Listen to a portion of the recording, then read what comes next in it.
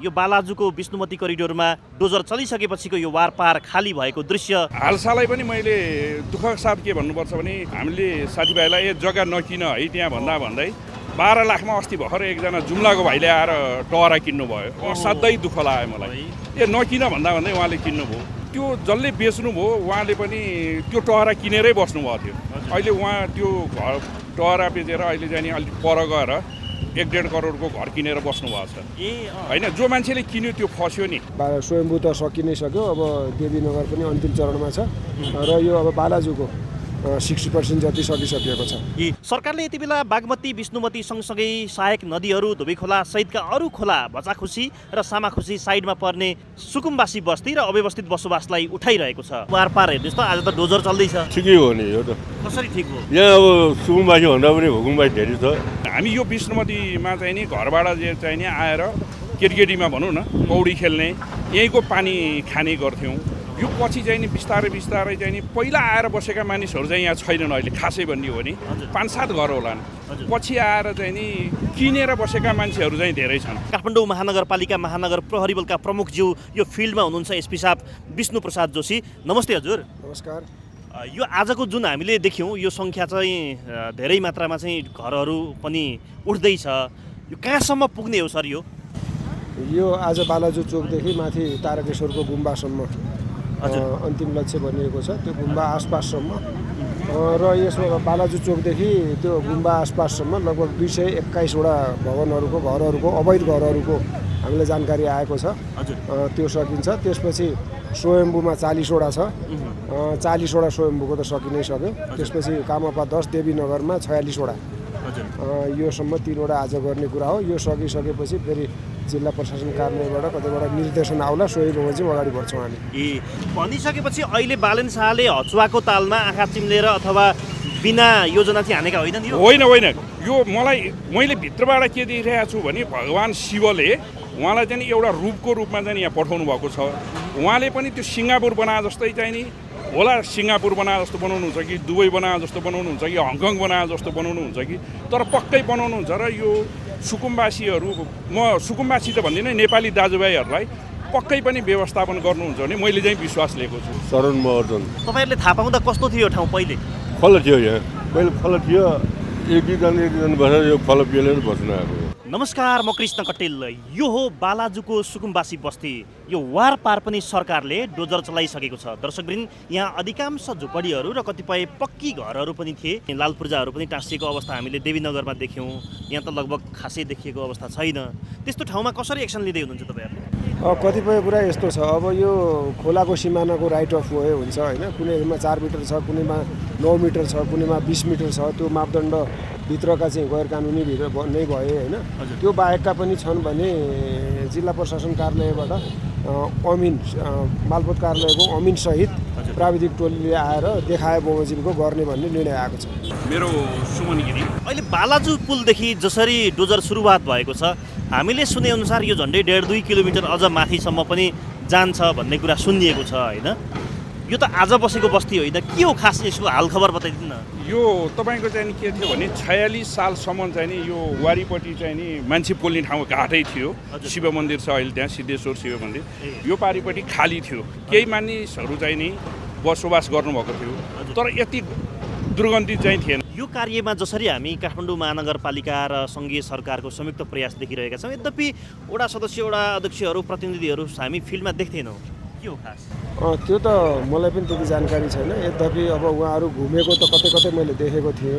हजुर र स्पष्ट अब निर्देशन जे होला सोही बमोजिम होला होइन अब काम गर्ने अहिले तत्काल अब जिल्ला प्रशासन कार्यालयको निर्देशन अनुसार काम भइरहेको भएर आवश्यक पर्ने व्यक्तिहरू यहाँ आउनुहुन्छ हो यहाँ तपाईँको चाहिँ नि प्राय जसो 2 लाख 1.5 लाख 3 लाख 60,000 70,000 40,000 यसरी चाहिँ नि किनेर बसेका मान्छेहरू भइ नै रहन्थ्यो त्यो चाहिँ टहराको कुरा गर्नुभयो तपाईँ हजुर कतिपय ढलानवाला भयो भने फेरि त्यसको मूल्य होइन त्यसमा चाहिँ नि भाडामा लगाउने हो यहाँ चाहिँ नि बस्नुको कारण के भने सुविधा अब काम गाउँमा नपाइने बाँदर लड्ने भिड हुने अब बाँदर सरकारले चाहिँ नि अहिले तत्काल गर्नुपर्ने काम चाहिँ नि यो बस्ती हटाउनु आफ्नो ठाउँमा ठिक होला तर के भने गाउँमा चाहिँ नि यी नुवाकोटमा जानुहोस् अलिकति पर जानुभयो भने पशुपतिको बाँदर लिएर गएर छोडेर चाहिँ नि खेतीपाती गर्न नपाइने अवस्था छ अहिले होइन मकै रोपे मकै खाइदिन्छ तरकारी केही उब्जनी हुँदैन। बाँदरलाई पनि नियन्त्रण गर्नु पर्यो क्या, सरकारले मान्छेलाई मात्रै नियन्त्रण होइन क्या। जस्तो काभ्रेतिर जताततै स्वयम्भू पशुपति बाँदर लगाएर छोडेर हामीले चाहिँ नि कृषि गरेर खान नपाउने धेरै मानिसहरू पनि छन् नि त, तिनीहरूलाई के गर्ने त होइन, त्यो पनि सरकारले विचार गर्नुपर्छ। देख्न सक्नुहुन्छ अब काठमाडौँको जाम कम हुनको लागि यहाँबाट करिडोर पक्कै खुल्नेछ, बाटो वारपार हुनेछ, अरू संरचना पनि पक्कै बन्ला। यसरी वर्षौँसम्म सरकारी जग्गा ओगटेर बनाइएका संरचनाले सहरको सौन्दर्यकरण मात्रै नभएर त्यसको कमी मात्रै नभएर खोला प्रदूषण पनि भइरहेको थियो। अर्कोतर्फ ढल निकासको लागि अवरोध भइरहेको थियो भने करिडोर बनिरहेको अवस्था थिएन। नजिकै हुन त यो दुईवटा समाचार रहेछ। एउटा समाचार चाहिँ स्कुलमा डोजर चलायो है सरकारले भन्ने एउटा प्रश्न भयो, अर्को चाहिँ खोलाको डिलमै कसरी स्कुल भयो अथवा स्कुलकै ढल फेरि खोलामा मिसिँदो रहेछ भन्ने प्रश्न पनि भयो होइन सर? यो कुराहरू नपाइने कुरा हो, नपाइने कुराहरू चाहिँ हटाउने कुरा हुन्छ। भनेको यो अब यो भित्र मन्दिर भयो नि, चर्च भयो नि, गुम्बा भयो नि, जे भयो नि तपाईँहरूले क्लियर गर्दै हुनुहुन्छ? हामीले गरिरहेछौँ नि। मन्दिर पनि हिजो बल्खुमा गएको छ होइन, मनोहरामा देख्नुभयो, चर्च गएको छ, गुम्बा गएको छ, आज यही बालाजुमा पनि माथि गुम्बालाई हटाइएको छ होइन। यस्ता कुराहरू अब राइट अफ एउटा सर्वसाधारणको हटाउने, पहुँच पुग्नेको नहटाउने भन्ने हुँदैन, सबै जान्छ। कतिपय ठाउँमा खोलाको अथवा सार्वजनिक जग्गा मिच्नेहरूले चाहिँ सेन्टिमेन्ट बटुल्नको लागि पनि मन्दिर स्थापना गर्ने खालको प्रचलन पनि हामीले विभिन्न ठाउँमा देख्यौँ। त्यही हो भन्न सकिन्छ? त्यो पनि एउटा होला। यसलाई अर्को पनि दृष्टिकोणले के हेर्न सकिन्छ भने अब बस्ती बस्दै गएपछि, बाक्लो भएपछि यसो तीर्थव्रत गर्न, ध्यान दर्शन गर्नलाई आवश्यक पर्ने भएर पनि बनाएको होला होइन।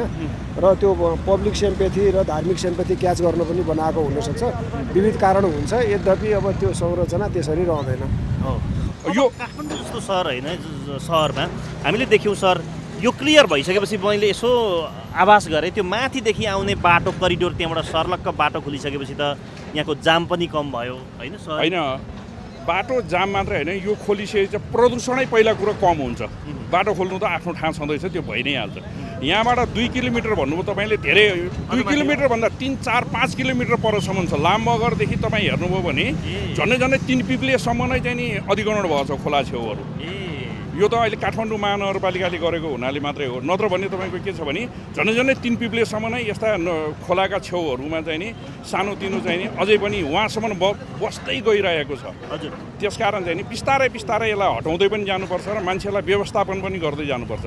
जस्तो हिजो तपाईँको चाहिँ म केही समय अगाडि 5-7 वर्ष अगाडि सिङ्गापुर घुम्न गएको थिएँ। त्यो बेलामा चाहिँ नि त्यहाँ एउटा म्युजियम हेर्ने मौका पाएँ मैले। हाम्रो यो नेपालभन्दा पनि गयो गुर्जेको अवस्थाको रहेछ। खोला छेउ भिड होइन, मान्छेहरू यस्तै झुप्परपट्टिमा बस्ने। अब त्यहाँ चाहिँ नि एउटा लिक्वेन भन्ने जुन आउनुभयो, उहाँले चाहिँ नि यसरी नै पहिला भत्काउनु भयो र पछि चाहिँ नि त्यो अव्यवस्थित बसोबास गरेकाहरूलाई चाहिँ नि ठुला ठुला बिल्डिङहरू बनाएर चाहिँ त्यहाँ व्यवस्थित गर्नु।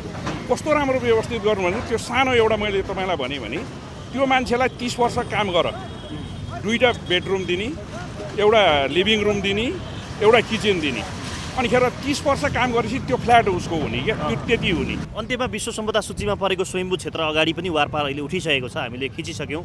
यो बालाजु जसरी चल्दैछ भनेपछि स्वयम्भू पशुपति लगायतमा पनि सुकुम्बासी बस्ती अर्थात् यस्ता खालका अतिक्रमण रहेछन्, छन् देखिए र त्यहाँ 20वटा त्यस्तो संरचना हामीलाई प्रारम्भिक चरणमा आएको थियो, त्यो अहिले हटाइसकेको अवस्था छ। अरू के छ सर? माइकिङ गरेको ठाउँहरू सबै क्लियर हुँदै जाने हो? त्यो पहिलो चरणमा अब यो खोला किनारका अवैध बस्तीहरू पहिलो टार्गेटमा रहन्छ। त्यसपछि जिल्ला प्रशासन कार्यालयबाट जे निर्देशन आउँछ सोही बमोजिम हुन्छ। हस्, धन्यवाद सर। हस्। यही ठाउँमा विगतमा काठमाडौँ महानगरपालिकाको मेयरमा बालेन्द्र शाह हुँदाखेरि प्रयास गर्नुभयो तर सक्नु भएन। अहिले उहाँ नै देशको कार्यकारी हुनुहुन्छ, प्रधानमन्त्री हुनुहुन्छ र सङ्घीय सरकार र स्थानीय सरकारको संयुक्त प्रयासमा काठमाडौँभित्रका खोला अतिक्रमित संरचनाहरू, सुकुम्बासी बस्तीहरू क्लियर भएको छ। यहाँले भने जस्तो वास्तवमा सर हामीले देख्यौँ धेरै ठाउँमा चाहिँ कतिपय भाडामा लगाउने होइन, एउटै घरको 80,000सम्म भाडा उठेको चाहिँ मैले मनोहरा बस्तीमा देखेँ। 1 महिनामा आफू पनि बसेको 80,000सम्म भाडा उठाउने पक्की घरहरू 3-3.5 ढलान पनि देखियो। अनि कतिपय फलानुको पावरको आधारमा, तिलानुको पावरको आधारमा बनेका घरहरू पनि टन्नै देखिए। अधिकांश 80-90% भाडा मात्रै उठाउने ठाउँहरू पनि देखिए।